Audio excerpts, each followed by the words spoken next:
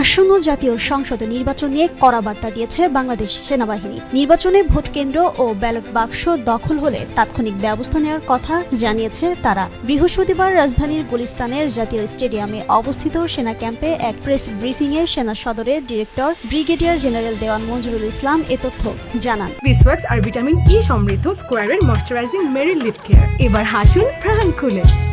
তিনি জানান, অন্যান্য নির্বাচনের চেয়ে এই নির্বাচনে বেশি সেনা সদস্য মোতায়েন করা হচ্ছে। সেনা প্রধানের দিক নির্দেশনায় অসামরিক প্রশাসন ও জনগণকে সাহায্যের জন্য অবাধ, নিরপেক্ষ ও শান্তিপূর্ণ নির্বাচন অনুষ্ঠানের জন্য সেনাবাহিনী সার্বক্ষণিক প্রস্তুত রয়েছে। কেউ ভোট কেন্দ্র দখল করতে চাইলে তাৎক্ষণিক ব্যবস্থা নেওয়া হবে। সেনা সদরের ডিরেক্টর আরও জানান, সেনাবাহিনী 10,152টি অস্ত্র এখন পর্যন্ত উদ্ধার করেছে। অসামরিক বাহিনীর সঙ্গে সমন্বয়ের জন্য সার্বক্ষণিক মনিটরিং সেল তৈরি করেছে সেনাবাহিনী। নির্বাচনের পরে সেনাবাহিনী কতদিন মাঠে থাকবে এটা একান্তই সরকারের সিদ্ধান্ত।